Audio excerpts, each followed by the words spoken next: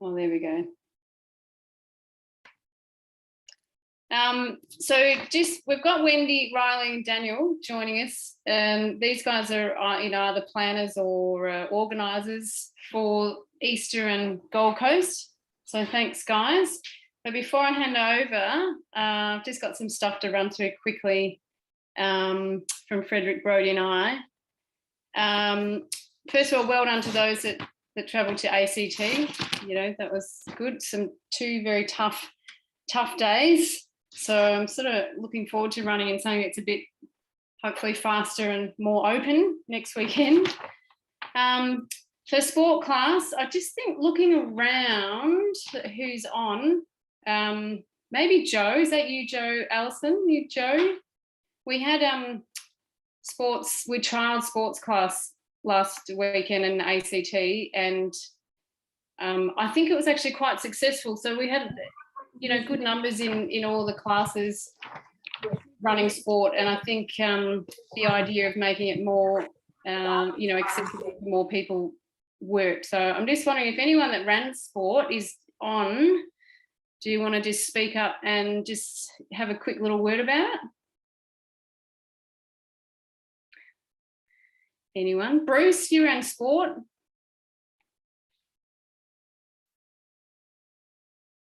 No one's going to talk to me. I'll talk to you, Tash. Yeah, I ran sport, but I'm an old bugger. It was great. Loved it. Loved to have something short. It would have been too long for me, but look, I think the key is to get the young folk. Yeah. Yep. in. Yeah. But it was great for me. It seemed like there were a lot of old buggers bombing around in sport. Could get more young folk. What are the youngsters doing? Why aren't you guys running? Although Angus absolutely smashed me, so he ran. It was good for him. Yeah. So I think there were a few categories represented, like us oldies, and also there are a few younger ones that were injured or coming back from injury, and then there are a few that are just sort of in a phase where they're not up to full elite training. So I think it's good. So we'll put out a survey and get some more responses hopefully sometime soon, but it looked good. So anyway, worth doing. Yeah, good, thank you. Next one is Brenton Gray wants to catch up with everyone at Easter. Everyone that's running the knockout sprint the following weekend. He wants to have a in-person little chat about the knockout procedure. So we haven't set a time yet. It'll just be something like after one of the days of Easter, just a quick little chat with him. So just keep your eyes and ears open for that. There's an Easter social event that Brodie's put somewhere. I think it's Sunday barbecue in a park potentially. So keep your eyes and ears open for that. Brodie's actually not able to make it tonight. So we'll give you some more information on that later. Gold Coast presentation dinner. Ticket sales so far are going well, but there's a lot of names missing, so hopefully you guys will get onto that this week. It's at it's a bowls club in Southport called the Musgrave Hotel Club, I think, and it's going to be great fun. Hoping to see everyone and everyone all dressed up, so that will be exciting. Other things I've got, just little reminders. As always, I always say in these meetings, just be aware that the drugs, the drug testing people can turn up at any time. So just have that on your radar all the time. Just be careful. Get on to doing those online courses. Other things that are a little bit different for the next 2 weekends that, we might not be so used to. And Daniel will probably remind us, and Wendy will also remind us, it's grass seeds and head torch for the night relay at the Gold Coast.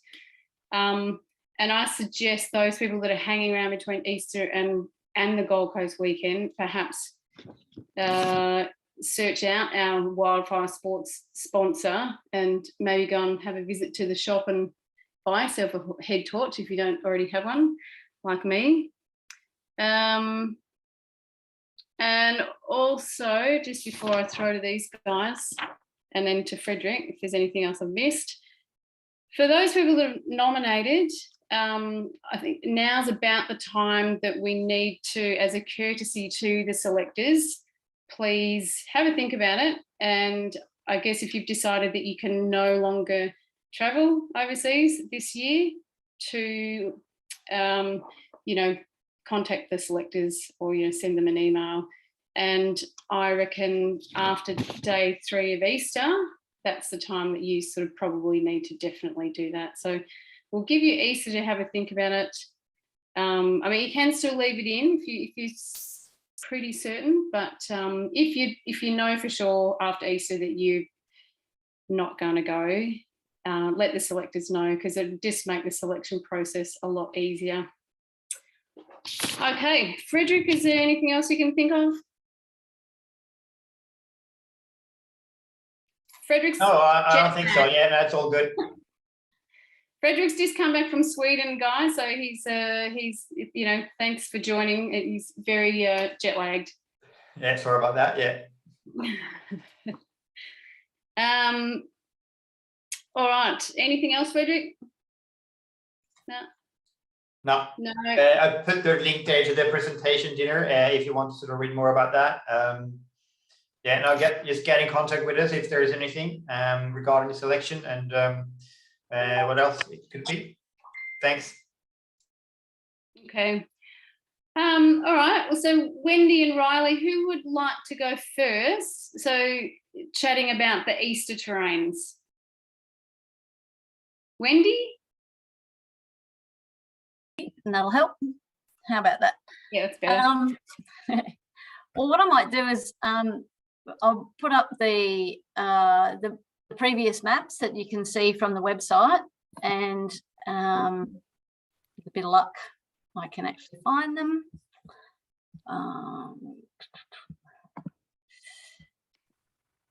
Let's see how we go. And can you see that okay? Not yet. Not yet. Let's try it again.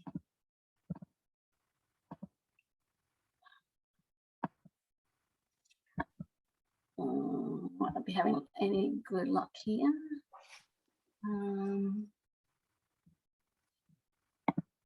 How about that?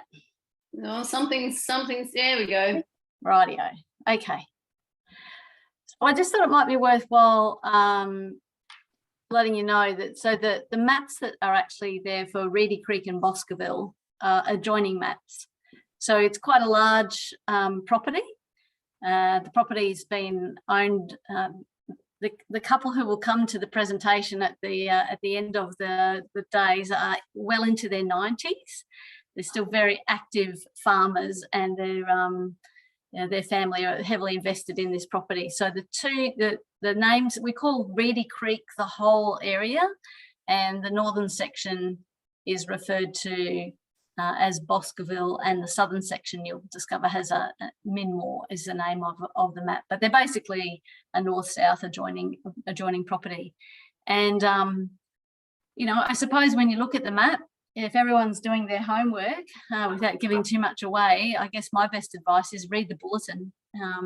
Read the bulletin and look at the previous maps, and you'll start to see the information that you need to think about what sort of navigation is going to work best for you. I suppose my thoughts are around, you can see that there's white forest, there's yellow clearings, and there's some green areas. And what I've enjoyed at setting the courses is for the long. So I've got the long day, Riley has the middle. And what I've enjoyed is setting variety. There's a variety of rock type and a variety of vegetation, which of course the map doesn't necessarily show, but you'll discover that, especially those on the long courses, Men's 21E. You get a really good tour of the countryside. But look, you can see it's not particularly steep. And you can tell by the lengths of the courses set in the bulletin that it's pretty fast. For us as course setters, we have had to make changes over the last 6 months, and the more it's rained, the more the grass has grown, which is a little disappointing in that we've had to shorten them up. But we were course setting on 4.5 to 5 minute Ks for the guys. And we've just made adjustments over the last few months to accommodate that. So I think in terms of, rather than me sort of explaining a particular leg and how you might navigate from one to the other, for me, the bit about the variety, and really you'll use a variety of orienteering techniques even in an area like this. It will be subtle, the changes. And so in terms of minimising time loss, the quicker you are to adapt and recognise the subtle changes in the terrain and the techniques that you will need, the less time you'll lose. So, plan on it being a fast race. I'm imagining that the winning times will be pretty close together. There's opportunities, I suppose, for mistakes, but I think planning to be really astute in the type of technique that you're using and adapting. So whether it's rough-o across those yellow paddocks are fast and open, then you'll see there's really concentrated areas of granite, and we all know what happens when you run fast into granite with no idea where you are. Okay, so really plan what you're going to do and execute your navigation well. And I guess the other thing I wanted to say really is about you'll hear people talk about the grass. Okay, it's a bit sort of like, to me, as if you're an elite rower and you can only row in conditions where the surface of the water is glassy, otherwise you're going to soak yourself out. Well, then think of it the same way. It'll be what it'll be. I remember listening to Lizzie talk in one of the sessions earlier in the year, and she said many times, heads up. And that's my advice as well for here. Sure, look at your map, but get your head up and look at where you're going, and you will find the way through the thicker bits of grass. If you've just got your head down and you're ploughing ahead and pushing through heavier sections of grass, then I'd suggest you do otherwise. There are plenty of animals out on this. There's been cattle in the property, so cattle tracks, kangaroo tracks. I probably shouldn't say pig tracks, but I've seen them. They're there. But put your forest head on and look at where you're going and use the terrain. Find your flow in the terrain, and you'll do a good job. But hopefully you really enjoy it, and you'll enjoy the 2 days. I might let Riley talk a little bit more about the middle, but like I said, use your whole toolbox of orienteering techniques. Minimize the time wasted by being aware of what you're doing and adapt to those subtle changes, and get your head up and look at where you're going, find your way through the thicker patches. All right, I might hand over to Riley. Hey, sweet, thanks Wendy. I probably don't have a huge amount to add. That was a really good summary, I think, Wendy, of the type of challenges that are on this map. It is a really fun map though. Like Wendy and I have been up there this weekend, and the area, particularly for the middle, if I say so myself, is still super fast, super open, really visible. It's a lot of fun. So hopefully we've set some courses that are really fun, but also challenging. I think just building on what Wendy said, but kind of specific to the middle area, the terrain for the middle, I'd say, is using most of the really technical or the most technical parts of the map, probably the most concentrated areas of rock on the map. But the longer courses, the longer elite courses, will also go into a new area of sort of lower visibility forest that is new to everyone, which I'm super excited about, because it's, as Wendy says, a completely different type of orienteering, much more vague, much more reliant on compass and good direction, but also being able to maintain a good direction through what is relatively thicker forest. And thick is relative on this map. I think in some of those open areas and even some of the white areas in granite, I'm interested to see, what the winning times are, but I'm sort of banking on still running 5:15 probably minute Ks. It's still fast terrain. I guess Wendy sort of mentioned the tracks. Some of the tracks that are on the map have become really indistinct. And as Wendy said, there's lots of tracks in the terrain that are not mapped. So I suppose my advice would be probably don't rely on tracks for navigation. Use the contour features and the rock detail. This map's undergone a massive remap in the last 2 years. So there's probably a lot more detail added, more obvious features have been made to look more obvious on the map. So I think the map's in a really good place that you should really need to rely on those tracks for navigation. Yeah, otherwise I think Wendy's summarized the sort of challenges really well. As you said, it's really about adapting your orienteering style depending on the different types of terrain out in the forest. Tash was just saying that Aston set some running wilds. I haven't jumped on to have a look yet, but maybe Aston can send the link around, or by Brody, or feel free to send it to me and I'll pass it around.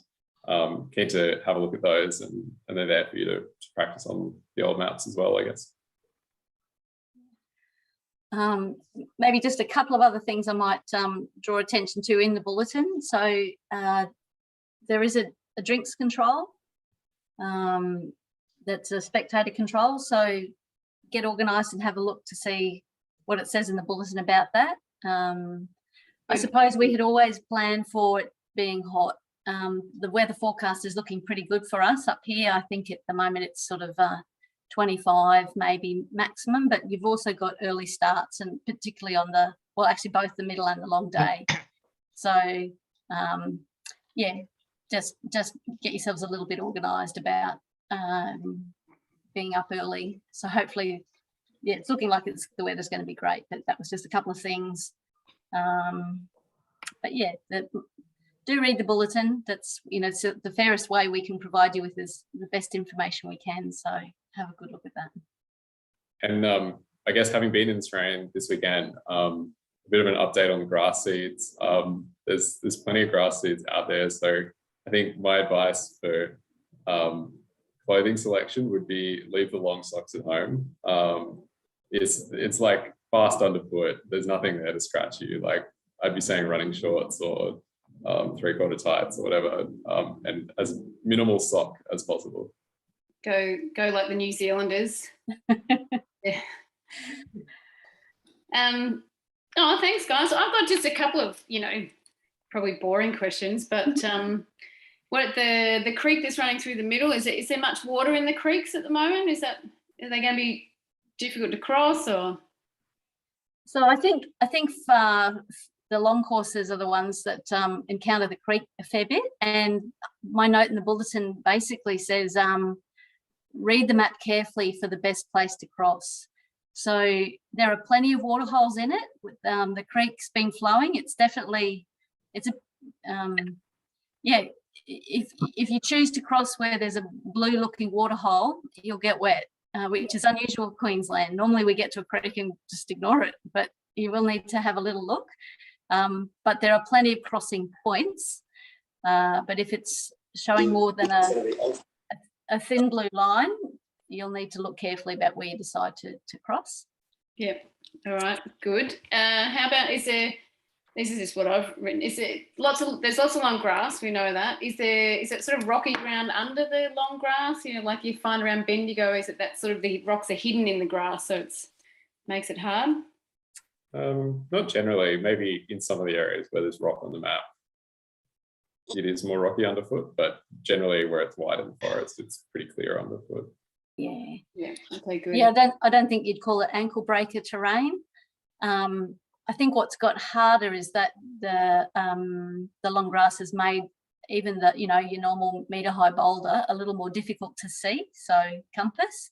But I think the remap Jeff has used a lot of GPS positioning, so the boulders and the termite mounds are pretty damn right, so if you can't find it, this is probably the long grass. Oh, that's good. Actually, I hope I've got late starts. I just see that Blair's put on, a little note saying it sounds like the weather's going to be great, so that's good. Caitlin's put a link to the to that running wild that Aston said, that Riley mentioned. So I think that's a good thing. You know, remind yourself how to get onto running wild and do that course, and then you can take into account what Wendy and Riley have said about the terrain, and just, you know, you'll have a bit better of a picture in your mind, I guess, when you're doing it. And Frederick's put on link to the NOL presentation dinner tickets. So what I've got from that is, you know, read the bulletin, and, you know, look up. So, you know, I think Lizzie seems to have owned that, you know, look up Lizzie saying, which, you know, is important everywhere. But I think in this sort of terrain where you can actually see far ahead, it's really important. And Riley's got, you know, getting a good direction, being diligent with your good direction, and not relying on perhaps the tracks, and being careful of what's an animal track and what's a track, and using the contours. So all really good advice. Yeah, hey Tash, I think the other thing with the looking up bit is, particularly for the, you know, you guys who've got, you know, 12, 15, 17 Ks, the looking up bit is also a lot about conserving your energy. You know, if you're just ploughing through long grass when 2 or 3 meters to the side there's less grass, you know, that's a really important thing. You know, you want to have your legs ready to run when you get to those fast sections. You don't want to burn yourself out just slogging through stuff when there's options. Yeah, that's a really good tip, actually. Yeah. Find yourself slogging away in the long grass and you just look over and it's, you know, nice and open. Yeah, with a cattle bean or kangaroos or whatever. So yeah, and that's always, look, you know, just a reminder to be always looking left and right. You know, don't, as you get tired, you know, you get tunnel vision and you're just looking, you know, look around. Anything else, you guys? No, that's about it, I reckon. But it's going to be great to see everybody there. Yeah, it's going to be a really good couple of days. Yeah, I think so.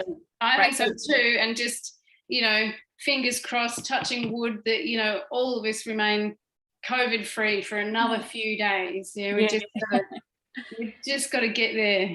So no, thank you very much, guys. I think maybe, I don't know, depending on us, if anyone wants to hang around, maybe for once we're all done, maybe the last 5 minutes, Aston might stick that middle distance course up, and anyone wants to hang around can have a look at it. But we might get Daniel on. I think Daniel's going to talk to us a little bit about the Gold Coast Sprint weekend. But yeah, thanks, Wendy and Riley. It was really good. Nice. Thanks, Wendy. Thanks, Riley. Making me more excited for it. So there you go. Right. All right. I will share the Gold Coast one. So in the Gold Coast, unlike in Kingaroy, there are, I'm going to say, very, very few hills. I think some of these maps will probably not even have contours on them because Gold Coast is a bit swampy and flat. That doesn't really matter for sprints. So my advice is, if you're avoiding hills in Kingaroy, don't worry about that at the Gold Coast. The maps we have, and what I'm going to talk about today, is Griffith Uni. So this is the world ranking race. This is, you know, the final. Everyone wants to do well on it, and that's what you can see on my screen at the moment. And then we also have a knockout sprint the day after. So Griffith Uni, I'm going to quote Blair here and said it's probably Australia's best sprint map. I hope he agrees with that because I'm pretty sure I heard him say it. Yeah. Is that a yes, Blair? Yeah. Yeah, I'll take it. This is actually really tricky. And what makes it tricky is that quite a few buildings along with the fences don't connect. Of particular importance, if you guys can see my mouse, will be up here. That's a big loop for anyone who doesn't pay attention to this wall and this walled area over here. Like in all sprints, there'll be lots of controls. I'm not saying you have to check your numbers, but at least know where you are, because in this central area, it starts to feel the same. Particular to this weekend, we have marked. Make sure we turn it. Griffith University. Is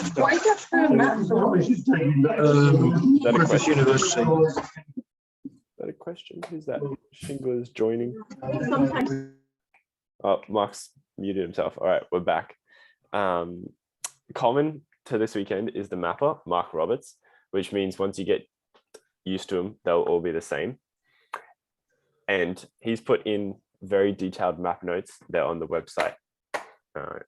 You can have a look at them when you need to. Number one, most important, fences. So I'm going to share a picture, I think. This little fence over here, it's annoying for running because if you're a tall guy, you're going to hurdle it. Otherwise, it's going to slow you down. But it's probably not going to be mapped because there's not enough space. So bear that in mind as you're running. One, just be careful, please. Like that's quite hard to see if you're looking at your map. And two, it might mean that crossing across open to avoid, to save yourself two sides of a triangle might not always be the best option if you have to do two little annoying fence crossings along the way. So I'd say that's number one important. Number two is the shade sails. So Mark's rule is if you can't really tell that you're in a canopy, for example, it's a really, really high shade sail, it's just mapped as normal paved area. If you can tell you're in a canopy, as usual, it's the weird blue-gray color. I think that's pretty important. Next on my notes, we've done fences, we've done canopies. Griffith, we had a look at most important bits, avoiding the walls and making sure that your route really does connect. Apart from that, the rest of the maps are high schools. Depending on how you train sprints or what you think, I think that high schools are a bit more open and the route choice is a little bit easier. But each to his own. The other maps are all high schools. The last point I want to bring up for everyone is pacing. So this is, for some of us, one, it's a second weekend. We'll already have run Easter. And two, we're trying to run 2 events on the Saturday, a whole knockout sprint on the Sunday, and some people might have run the sprint relay on the Friday night and the spit event. Because it's sprints, you want to be going fast where you can. So I really advise everyone, think about what pacing do you need for a qualifier? What pacing do you need for the first round of your knockout sprint? Are you trying to make sure you've still got juice in your legs by the end, or are you just making sure you want to survive?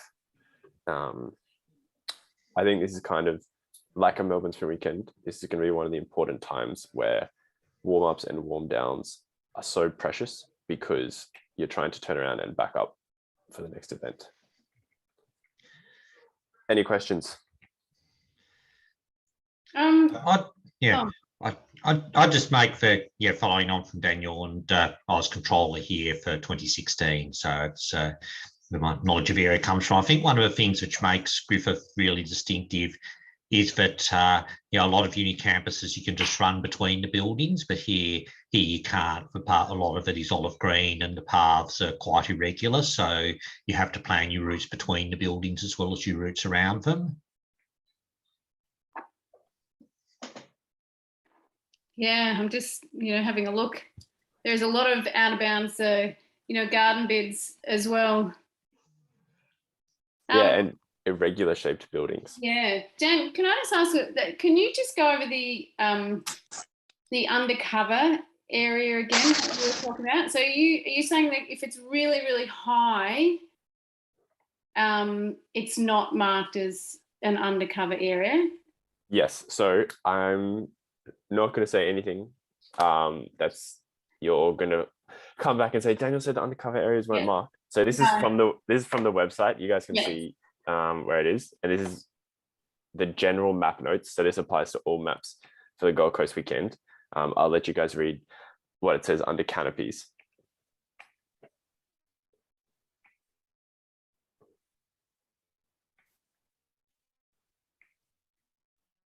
Yeah, no, that's sounds fair enough. Not to make the map more complicated. Just for people to be aware. That's thanks. Yes. Thanks for pointing that out. And those fences, those little chains. Yep, just be aware. Look up. Yes. So, I mean, as normal in sprints, if it's marked as uncrossable, that's not an invitation to try. That means it's the rule. Yeah. There will be people out there everywhere watching. So exactly. And if a gate is closed, please leave it closed. Don't definitely do not open a closed, gate. And also you touched on the pacing yourself. It's going to be a big 2 weekends, lots of racing. So everyone's got a few days off in between. Just use that time wisely and, rest, recover, do what you need to, fuel up well, so that you're all ready for that, for the second sprint weekend. So, Tash, I would like to hear what you have to say. Do you think people should be going 110% for a qualifier, or, for example, the first round of their knockout? It's a tricky question. If we were racing overseas, any of us, apart from maybe 1 or 2 of us, you would have to be going flat knacker. There's not many. It's Australians don't automatically make the finals. It's not many of us make the finals. So whenever we're in a qualification anywhere apart from here, you have to give it your best. But here, I guess you have to know your field. You have to know your abilities, who you're up against, and you have to be able to gauge how well your race has gone. And I guess that if you're having a really clean run, no mistakes, sort of where you roughly sit speed-wise, then, you could take it a little bit easier. So, but you don't want to, miss out either. So it's a personal thing, and for everyone, it'll be a little bit different.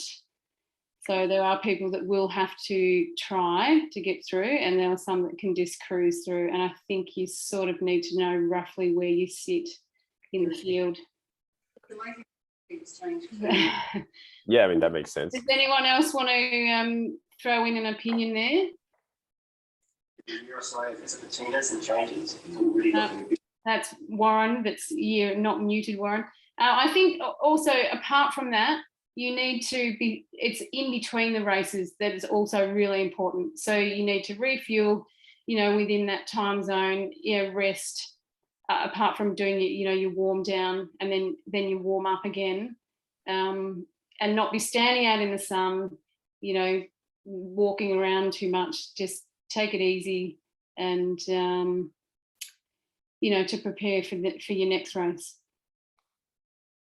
While I have the floor, I'll also mention you should try and attend Brenton's talk, because there are some knockout sprint rules that have been trialed overseas but not yet in Australia, that you will want to be aware of going into that event. So there you go. That's my plug. Yeah, no, thank you. Yeah, so I have spoken to Brenton, and he really would like everyone who's entered to just pop over whenever we decide that we've got the most people around to do that, and that'll be after one of the days of Easter, and he's just going to run through the procedure. I think just because it's going to be a hectic day, and quite time pressed, I guess. So we just need to make sure that everyone knows what's going to be happening. So just to cut out the confusion and I guess angst on the day. Anything else, Daniel? No, looking forward to seeing everyone all there. Yeah, so are we. It's going to be really good fun. Looking forward to it a lot. So I don't think I have anything else on my list of things to remind you of. Just buy your tickets for the presentation dinner. Pull out your old gaiters from your cupboard if you want, or go no long socks, or just be ready. Read the bulletin about the water situation so that you're on top of that, whether you think you might need to supplement with more. Don't forget to bring some sort of head torch for the night relay, or at least amongst your team. Maybe you just need 2 and rotate them. I think that's about it. So does anyone have any questions? Bruce have a question. Bruce. Thanks, Daniel. The sprints sound fun. Really looking forward to them. Just a question. I've been trying to read through the bulletin, but I haven't found the information. Maybe I missed it. Is in both the sprint and the knockout, are the 20s and 21s running the same competition, or are they running separate competitions for the purpose of qualification for the finals? Good question. I see Brenton on the call. I'm 90% sure that everyone is thrown in together. For the knockout, they are, Bruce. For the day before, I actually can't remember off the top of my head. Yeah, so. Hey, Tash, can you hear me? Yep. Yeah, so they're all out, everyone's thrown in together. That's very obvious. And in the qualifier, there's, I think, 70. Combined. Yep, so there's 2.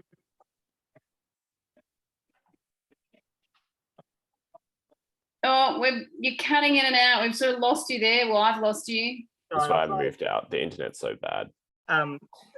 Well, Daniel, you should be able to, if I don't get through, but Bruce, basically, yes, everyone's thrown in together. And so for the purposes of the A final, in the sprint final, it's the top 24, whether they're 21s or 20s.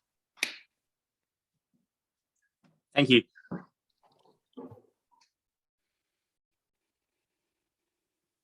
Anyone else? Well, we've got some Easter organisers with us. I've got just, something I haven't read. I will read the bulletin, but they're long walks to the start or anything a little unusual. Quarantine for the qualifier.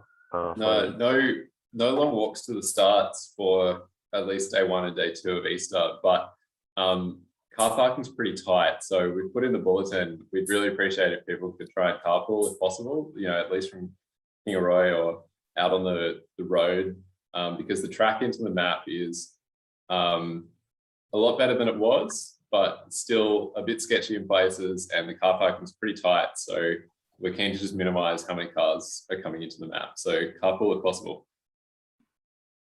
Okay, great, thank you. Yeah, and bring your own water. So there's no water being provided at the assembly area. There's plenty of water on the courses, but bring your own from town. And Kingaroy water is terrible. So if you're fussy, go get your bottled water. Okay, bring a big, okay. Thing, go to Woolies. Yeah. All right, and it's also Good Friday. I mean, that's obviously it's Good Friday, but smaller country towns, I'm not sure what's actually going to be open. So just be a little bit prepared.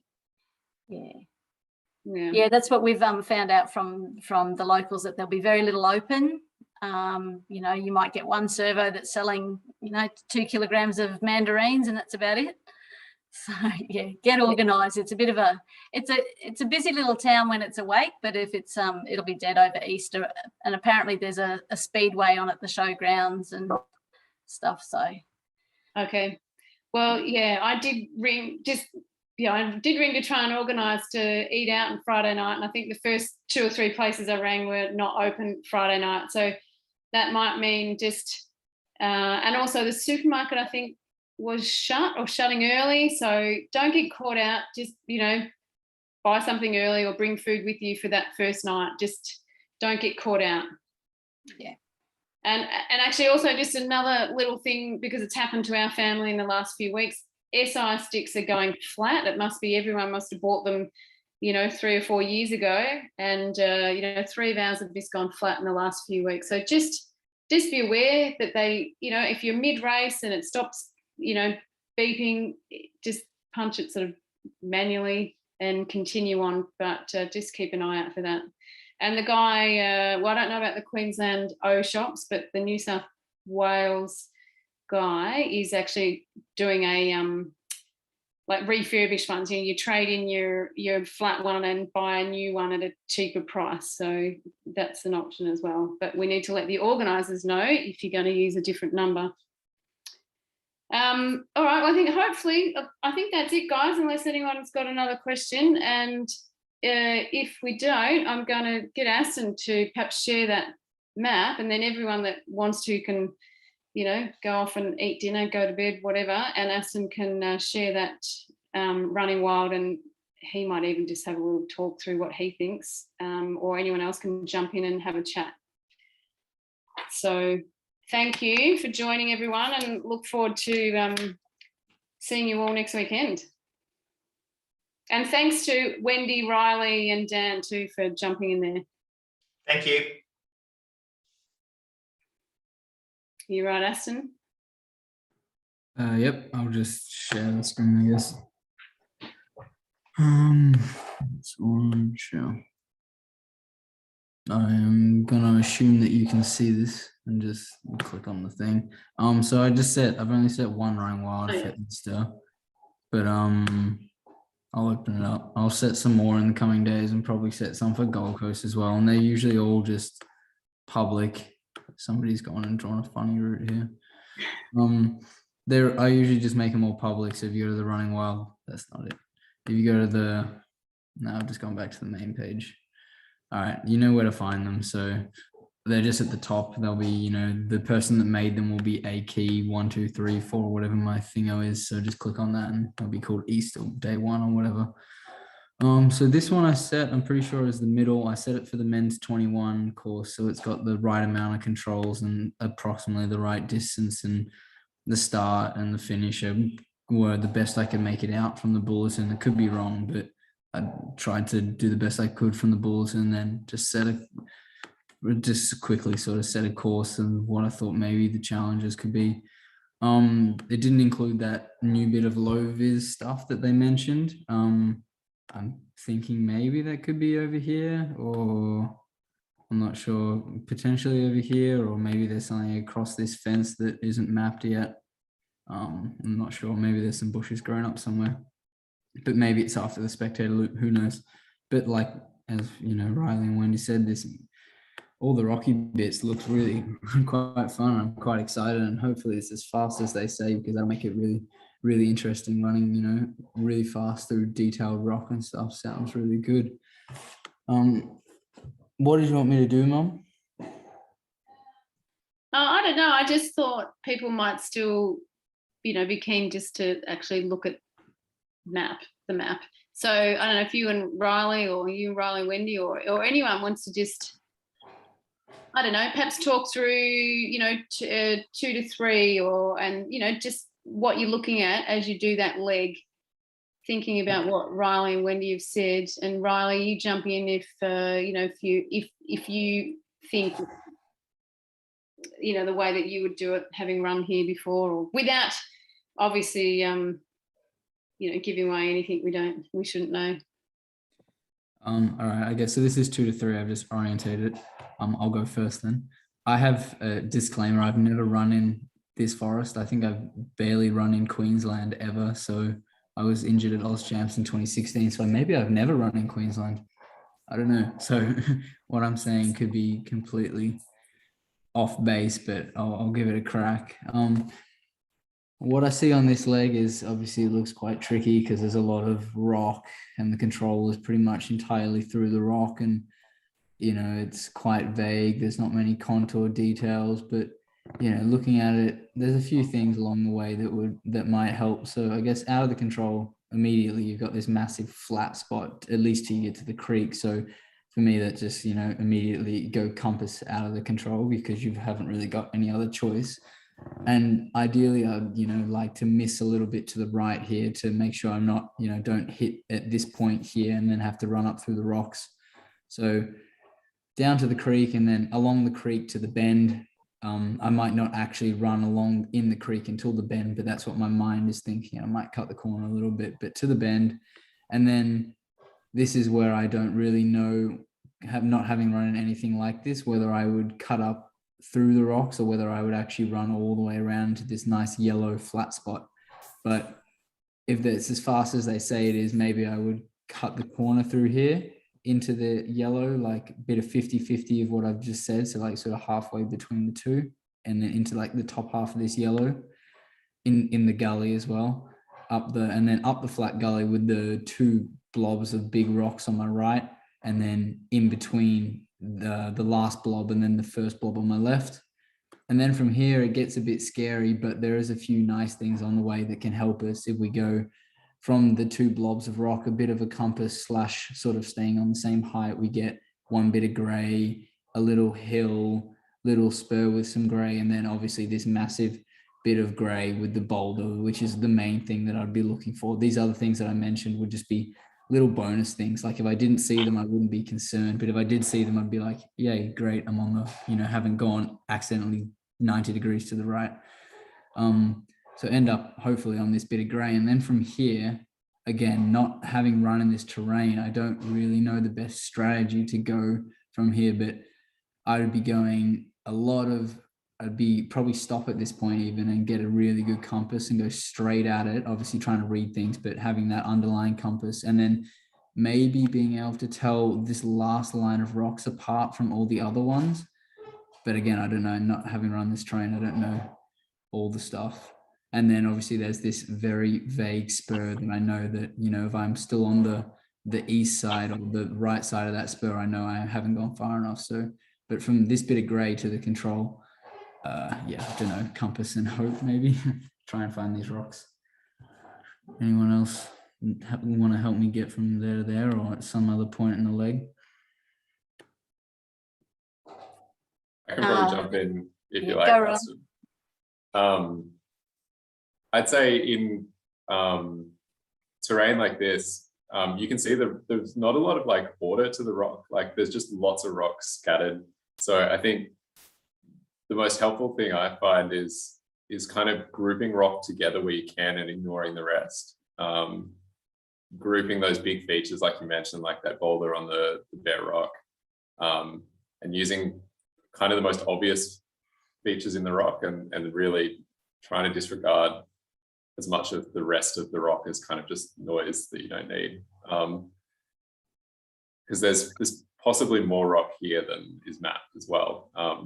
Those areas of rocky ground can be reasonably large rocks still, that are just smaller than the surrounding rocks. So it's, for me, I think the biggest tip for this map is to kind of group or like clump together rocks where you can and use them as like single features in a way.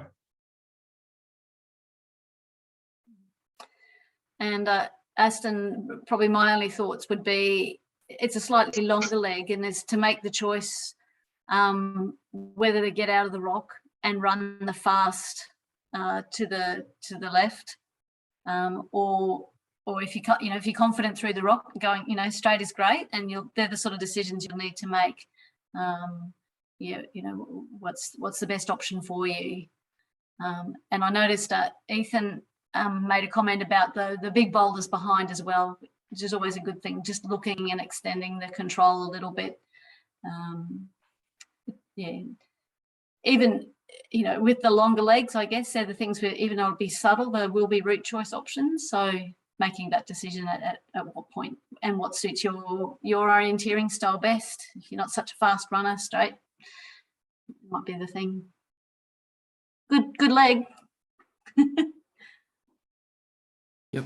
All right. Thanks for that. Yeah, I didn't even really consider. Usually when I just look at a leg, if I know it's not too hilly or there's nothing in my way, I just sort of look at the straight and narrow. But to the left here doesn't look too bad, to be honest. I think maybe I would still go straight, but if I ended up here when I hit the creek, maybe I would go left and not really be upset with myself. So it looks pretty good either. Yeah, obviously going straight, coming from here is a lot trickier entry than coming from this saddle. So yeah, tough decisions to make, I guess. I have to wait and see in the forest and see what the forest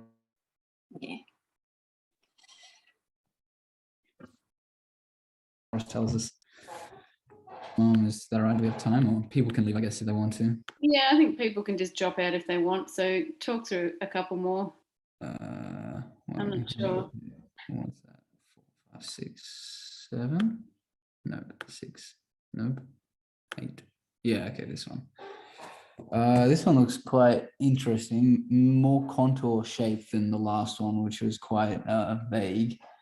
This one looks like it actually has some sort of shapes that you can orienteer off, and obviously still lots and lots and lots of rocks. So I'll just talk it through again. Just remember, I haven't run here, so don't listen to what I have to say too much. But immediately out of the control, I can see this boulder is actually pointing at the control, so that's nice. They've gone and shaped it, so it means it's some sort of shape. So follow the shape of that plus a bit of compass, and that takes you to the creek with the bend, and then obviously the massive big yellow on the other side. So that, you know, gets you a fair chunk of the way through the leg. And then I'm looking at sort of just the general vibe of it is I want to be a little bit left and maybe come up through here somewhere. There's obviously, maybe you can sort of swing back and go above these rocks. Doesn't look too bad as well, but it just sort of, my eye immediately goes to that sort of line. You guys can see my cursor, right? I am assuming. Yep. All right, cool. Yeah, so I'm sort of, my eyes are drawn to this sort of line. Just, I don't know why, just sort of the vibe of it, but obviously coming up this little baby gully and staying above these rocks actually looks quite good as well. But so when I get to the yellow, I want to be left of this line of rocks, and then I'm going compass over this flat spur, bit of a saddle down to the creek, next creek. There's a bit of a bend, and, you know, I should know relatively decently where I am on this line of rock as I climb up it, because, you know, I knew exactly where I was just back here. Compass can't go too badly through there, and there's the bend in the creek and like a couple of little gullies and some rocks. So as I'm running up here, I should be able to figure it out. And then the kicker is this steep bit with rocks on it, and I'm hoping that would be quite obvious, and I want to be to the left of that. And then I'll drop into the next gully, and I just want to be to the right of the gray. Looks like there's a lot of black in here, so the gray hopefully stands out a little bit more than just like random boulders. But if I can't see that, then there's the two biggest boulders, hopefully to my right, just above another bit of gray. And then from here, it looks like if you sort of discard all of the rock and just look at the contours underneath, it looks like it's on the back of the spur, almost in the gully over the back of the spur, and it's also the last rock in all the clump. So I have that in the back of my mind as I come up in between the gray and the two big boulders. And then from there, it looks like a bit of compass and up across, and hopefully on the day the course setters have cut the lines, not like I have here, so you can actually see this detail. The gray with the rock on it, that's a huge giveaway, you know, 30 meters before the control, and from there you should find it pretty easily, hopefully, or see it even. So, but yeah, that's it looks like quite a fun control, because I can imagine the first half of the leg you'll be running quite fast, and then the second half of the leg you might slow down a little bit. But if you pick the right line through the forest, or like come up through here, I still imagine you'll be able to run quite quick, even though it looks quite tricky. If anybody else has a different way of doing it, maybe speak now before I move to the next one. Hey everyone, I'm a bit late. Can I ask, sorry, maybe Wendy, and I'm sure you've probably talked about this, does the vegetation change in the gullies or the spurs, or is white and green and yellow on this map, or how accurate is it in terms of the actual runnability? Yeah, hey Brody. Look, pretty much the white is white and the green is low vis. The only problem is that the grass is long in quite a few sections. So what you might find is that meter high boulders, if you're only 5'3" like me, are a little hard to see. So yeah, look like any good granite, use the big features to help you. If you're having to pick out little rocks along the way, you're probably slowing yourself down. Is the long grass more common in certain areas on the map, or is it pretty just random across the areas? It's pretty random. I would say, like, for the men's elite course, 70 to 80% is pretty runnable. There's been cattle on the property that have only been moved recently, but it's kind of, we were saying before, there's kind of patches of it. So look up and look for the bits where there's, a little less grass, and you should be able to move pretty easily.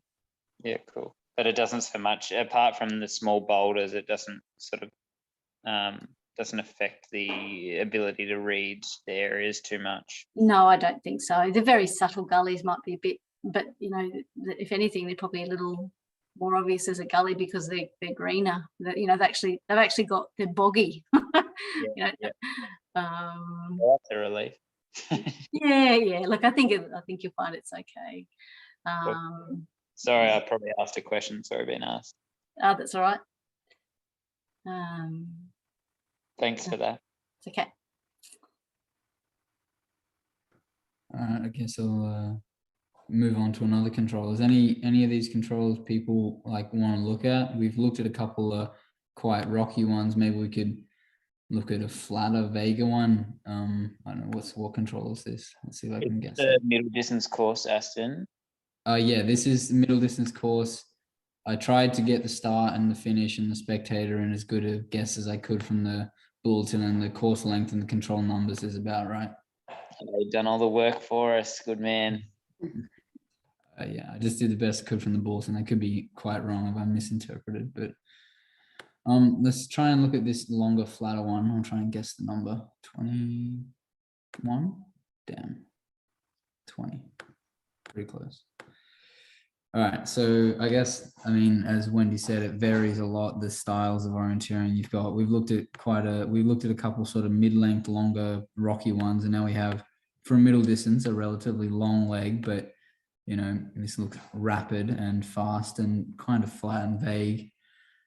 So immediately, naturally, you'll hopefully tend towards looking at your compass a bit more, but there's also lots of things along the way that should hopefully point you in the right direction.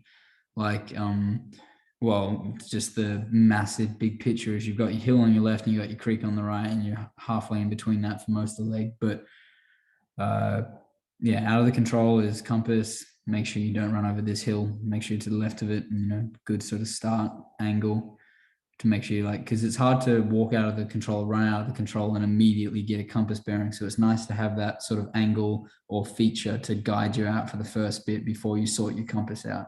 At least that's what I like to do to keep the speed up in and out of the controls. If that's what you want to do, there's also the tactic to, take 5 steps walking out of the control to get the compass immediately, which is also very good in tricky stuff. And yeah, anyway, so compass up, left of the hill, over the spur, and hopefully see this hill with the rocks on it, but just staying to the right of it, nothing too bad there. And then from there, it's just compass. I imagine the bits of yellow, like any Australian map, are quite wandering, so you might not be able to tell these apart super well, but you should be able to get the vibe that you're maybe in and about the yellow without knowing, this yellow maybe just wanders out a bit like it sort of does. You can sort of see how it's mapped on the right.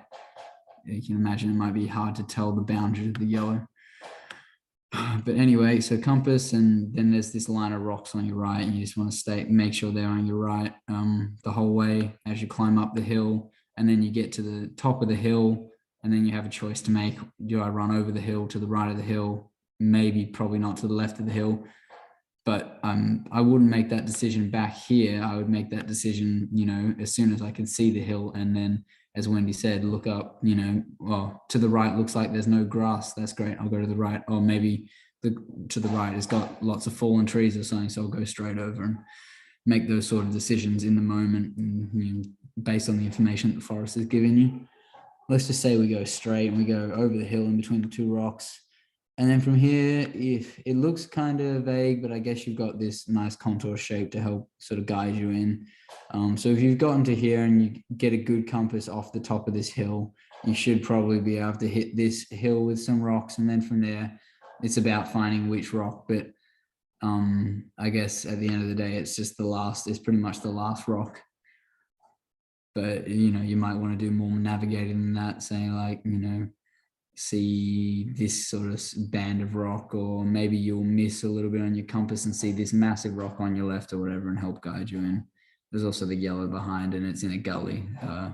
There's a few things helping you there, but I think the main part of this leg is probably from this hill back here to that next hill, there were a few things I mentioned, like the rocks and the yellow blobs, but making sure you have a solid compass from here all the way till you can see the top of this hill, because everybody's done it. It's very easy to start off this way, and then sort of you forget to look at your compass and you see another runner, or you see something that looks like the hill. Maybe you saw this hill and all of a sudden for some reason you're running 45 degrees the wrong way, and you get to here and then you're like, oh, wait a minute, that's not right. And then you take a minute to figure it out, and by then you've lost a minute. And on a control like this, I can imagine you're running pretty fast through here, so losing a minute would hurt.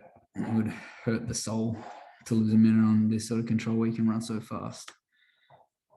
But yeah, I don't know too much about what the terrain is like, but I can imagine that is quite a fast open one. As long as you got your head pointed in the right direction, you'll be able to figure it out. Any other ones that people want to talk about, or somebody else wants to talk about one? A different point of view, maybe. Yeah, hey Aston, I thought your comment about towards the end of that leg, was what we were trying to say before about the minimizing, your time loss. So you, like you said, you could be running that leg really fast and just being a little loose and careless at the end, and you're jumping from, say, from one boulder to the next, and sure, you're only losing maybe 20-30 seconds, but that's the bit about being the really careful part of and using your techniques really well right to the end, not just being lazy going, oh yeah, I'll run down there and I'll see it, and because you just may not. I think the kinds of legs you've set are really good in terms of the sort of feel of what the course setting will be like, possibly on both days, bits of that sort of thing. So it's a nice variety that you've got there for people to simulate their thinking and preparation. Thanks. Yeah, I guess like what Wendy said, all those, if you come to these boulders first and then stand still for 5 seconds, then run to those boulders. But if you do that every second control, that adds up to a couple of minutes, even though you might think, oh, I had a great run, why am I 2 minutes behind? It could just be those little baby mistakes that you don't even really think about, but they all add up. So yeah, if you can be direct and fast all the way into the center of the control circle, not just to the edge of the control circle, that saves you a lot of time. And you might be able to catch up potentially faster people that are doing those little bumbles around in the control circle. Yeah. But Aston, can you go back 2 controls? Two controls. That one? Yeah. So, oh no, not 2. No, actually it wasn't that one. It was the one going diagonal across that. I thought that one. Yeah. I don't know what leg that is. Sorry. I just thought that might have been that one. Yeah, it's just a little bit different because it's, there's a lot of rock in there. Yeah, and you can look at it, apart from this first gully and spur, there's, in the meat part of the leg, there's absolutely no contour shape. So immediately for me, that screams a bit scary because I like to use the contours, especially in a rocky area. Yeah. Because it sort of helps sort of shape the rock, and it just gives it away when there's lots of rocks and there's contours underneath. You just ignore the rock and look at the contours. But this area looks quite scary. At least you got quite an easy start. You're coming down across the grey, across the gully, up and over the spur. You should have a pretty decent idea of where you are at the spur or at the track, because the track's got bends and it's got this. I imagine this will be quite obvious. It looks like a couple of big boulders, bits of grey, bit of green. You might be able to see that down to your left or sign, but assuming you get to this track just here, tracks may or may not be all that reliable. Yeah, that's you're true. right saying, just keep that in mind. Yeah, but that's the same with tracks a lot of the time. Sometimes they're not that reliable, but yeah. No, yeah, that's true.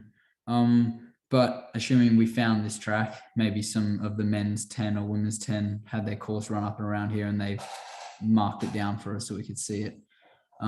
We get to here, and from here, this is where the leg really starts. This first part is just getting through, making sure haven't lost where you are and you're not losing time, but just getting to here before you set up the main part. And immediately, I personally would love to know exactly where I was when I crossed the track, or at least see the thing I was running to as I was crossing it. Because, you know, if I crossed it and I got halfway down here without knowing exactly where I was to start, it just sort of sounds scary to me. So seeing these boulders or the termite mound or whatever that brown cross is, like as I was crossing it, would be really helpful to me, because that would help set up the rest of the leg. And then from there onwards, strong compass, really strong compass, maybe even slow down and like do the double hands on the map, look up everything. I probably wouldn't stop, but I would definitely like put emphasis into it.